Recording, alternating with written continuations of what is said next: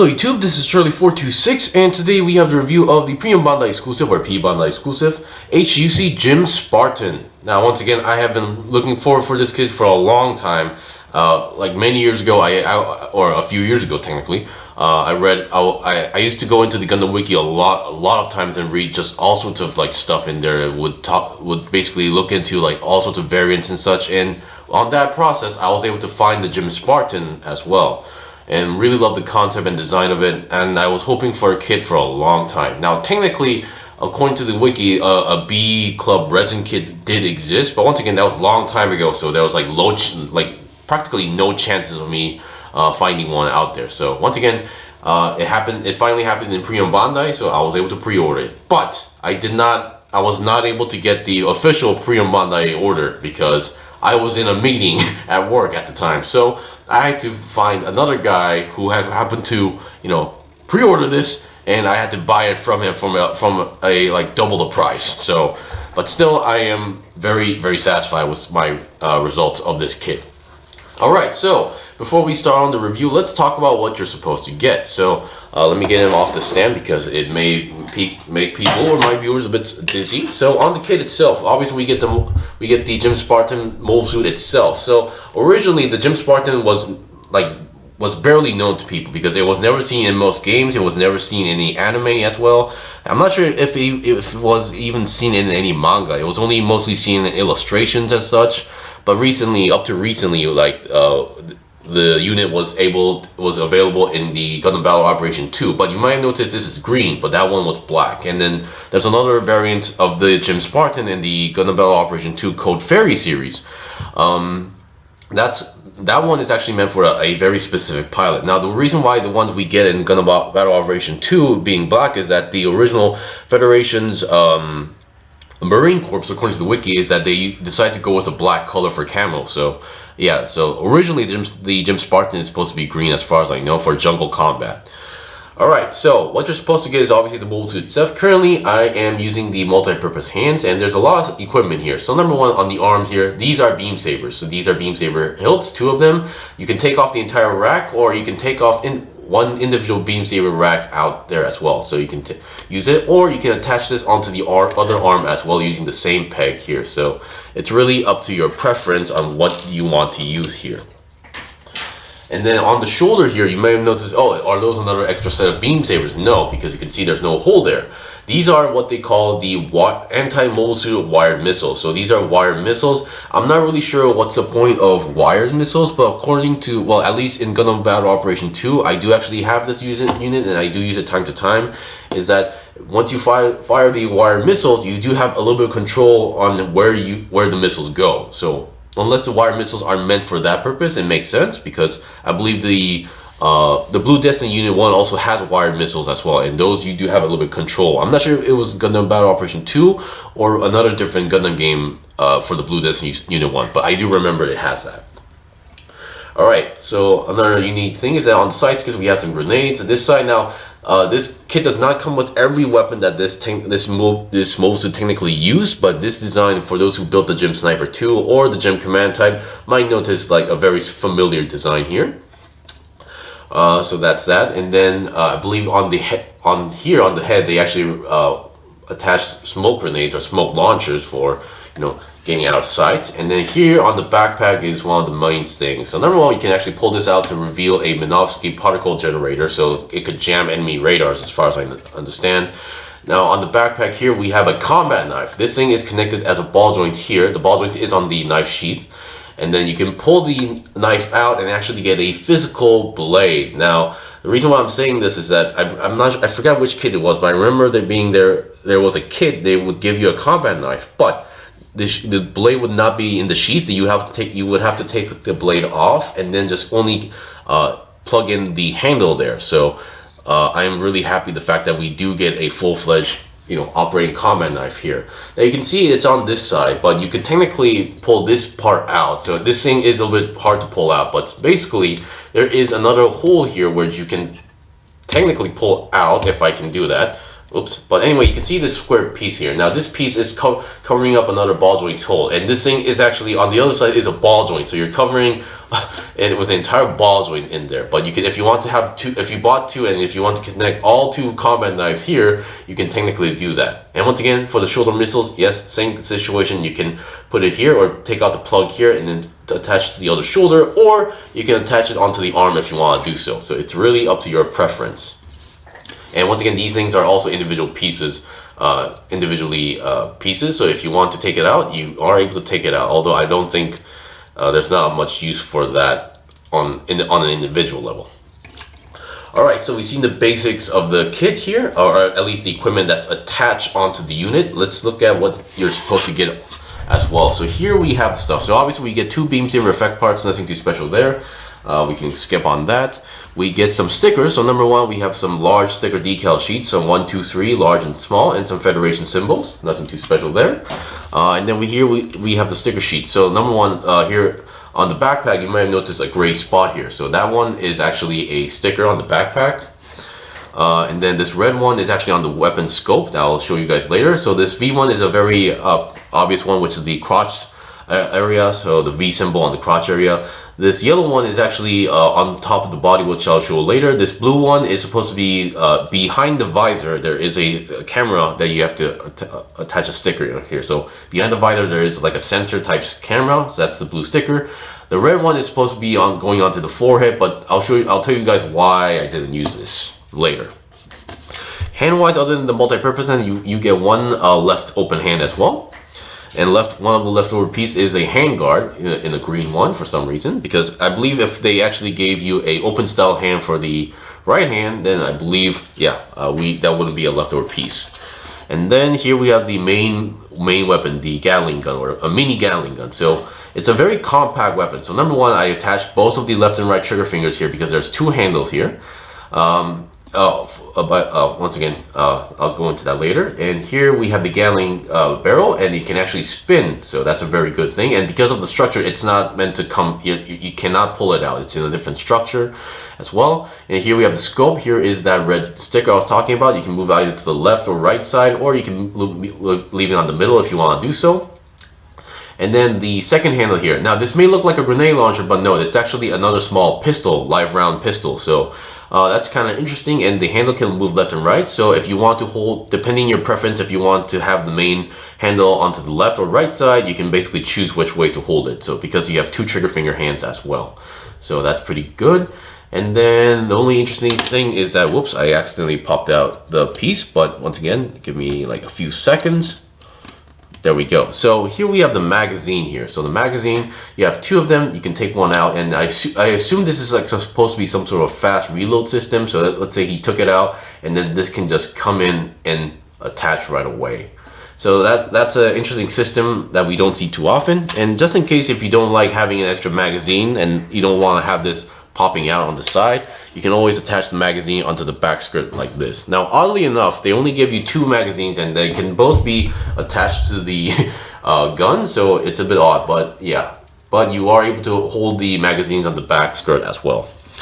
I believe because some gym Spartans tend to go with two small machine guns, so I assume if we do get a variant like the Marine Corps version, I assume this would be in black, and instead of these, we would get holsters for a smaller machine gun, like the one that the Gundam Pixie uses. Now, this being a premium Bandai kit, this is also based on certain other kits. Now, technically, mobile suit wise, this is supposed to be a variant of the Gym Command type, but the HGUC Gym Command is a very, very old kit, so it would be a terrible decision to be taking reference on that. So the next best thing is the HGUC Gym Sniper 2. Now, for those who tried the Gym Sniper 2, I would like to point out right off the bat, the Gym Sniper 2 was an okay kit. The only limitation it had was the arm articulation being only able to bend 90 degrees. This one can go more than 90 degrees. So yeah, just wanted to point that out before you start bashing the kit without even trying it. Alright, so let's talk about some leftover pieces. Now, most of these pieces are either leftovers because of the different shoulder styles on the left and right, but other than that, they're mostly from Gym Sniper 2s. So here is the leftover piece here. So if you want to, instead of having a shield, only one shield shoulder, if you want to go with the typical shoulder here, left and right both, you can do that. Here we have all the parts for that as well. Or if you have to, if you bought two of the Gym Spartans, and if you want to go with two shield shoulders, you can also use this part as well. So once again, that's that. And then here we have some leftover polycaps, nothing too special there. And here we have the C1 and C2 plates. So I think I'll take the C2 out. Here we have the C1 plates. I can't, now keep in mind, I do not read Japanese, or I can't read Japanese, but I'm assuming this is from the HGUC Gym Sniper 2 based on like my guesses. So once again, here we have some parts. I believe this should be like in the either the leg thrusters or yeah, I think this is from the leg thrusters. Here we have the shield connector, the original waist area, some few joints here for the legs as well, or the feet. So yeah, so not much leftover parts as you would expect, but still we've seen the basics. Now let's look at the kit itself. So all right, so let's talk about articulation. So I already showed the arms where it's much better from the Gym Sniper 2, so just keep that in mind. Starting with the head. Now the head here, the main reason why I did not use the red sticker is that sure, it's supposed to be red, but problem is they gave us a blue clear piece on top. Now keep in mind the clear pieces, these are individual pieces, not one of those big large pieces that you see in Master Grade where these are connected. These are separate pieces. So behind the main visor there is a small blue sticker piece for the camera. Now the top forehead, it's supposed to be red, but they give you a blue clear piece. I'm not a big fan of covering up clear pieces, so I decided to leave it. If this would be fine if they actually gave us a red piece or a red clear piece, but oh well. And despite how it looks, it may look like you can close down the visor or the top section, but it does not. It does not work that way, so don't try to force it. And here we have the smoke grenade launcher, and I'm assuming here the yellow, one of the yellow stickers I did not use is this part. I'm assuming these are supposed to be like small searchlights or headlights. So instead of using a yellow sticker, I decided to use a golden Gundam marker and colored. And then, so head-wise, it can go down that much. This kit does use polycaps, by the way. And then upwards, no problem as well. And 360 is technically possible, but you do need to kind of force your way through for it. Because, once again, I don't think most mobile suits, they're really meant to go 360 on the head. Just saying. Now for the arms, so each joint you do still get the forward and backward shoulder movement going on here. The shield can move up and down. Now this is only allowed to go up and down, so do not twist or rotate it, so you're going to break something. Now the arm itself still does the 360 twist, and the arm itself can go 360 as well. Now they have these flaps. I'm not really too sure the main purpose of these. I'm assuming it's either for extra armor, or these are meant for like hooks. You can hook onto this part and somehow pull it out from a situation or maybe like that, but that's just my guess. Bend is still there. Hands are your typical ball jointed hands, but the inside here, usually there will be a polycap on the inside, but this part is plastic, so this part is pretty stiff compared to most kits, so keep that in mind. And something just fell off. And then for the other arm, once again, because there's no shield part here, you do get a little bit more reach there. And you can see the main joint here being a ball joint, so no big deal there. Now looking at the backpack, as I mentioned before, this is a sticker. Nothing else moves as well. And this part is technically, you can take it off, but very difficult to do on with the hand. You're going to need some sort of equipment. Now the main body, you can see you do get a little bit of a jiggle left and right and forward and backward. But if you force a little bit, because of the internal structure, you do get a decent ab crunch toward or bend forward. So yeah, but if you go beyond this or try to force it more, it might pop out, so just be careful about that. So that's that. And then the body itself can go 360 as usual, no big deal there. And you can see the V symbol there. I just had to use the same gold Gundam marker there to color that part. And the front skirts, as usual, they come in a single piece, but for rare occasions, the manual does tell you to separate the two ball joints connected, and then you can have individual front skirts. And then side skirts also move to the side a little bit. Oops, that thing's popping out a little bit. Back skirts do not move at all, so keep that in mind. So going to the side, oh, give me a moment, something's stuck there. There we go. So going to the side, you're going to go less than 90 degrees because number one, the joint isn't allowing you to go that far, and the side skirt is blocking the way. But going forward 90 degrees should be no problem as well. Backwards, not so much because of the back skirt. But bend-wise, you get a very nice bend going on here. And feet have some decent articulation here. So you do get some side-to-side movement here. So you can see there is a bit of a ball joint there, a ball joint connection there on the main section there. But you also get this kind of an articulation here. So I'm not sure this should count as a toe bend, but you get this joint here. So you do get a nice, decent pivot. But once again, because of this section here, there is another peg going through here. So you do get another rotation point like that. So once again, you get a more decent pivot going on here. Although I'm not sure if engineering or mechanically wise this is possible or makes sense, but yeah, it is possible. Alright, so we've seen the basics of the unit, so I think I'll be right back with the equipment demonstration.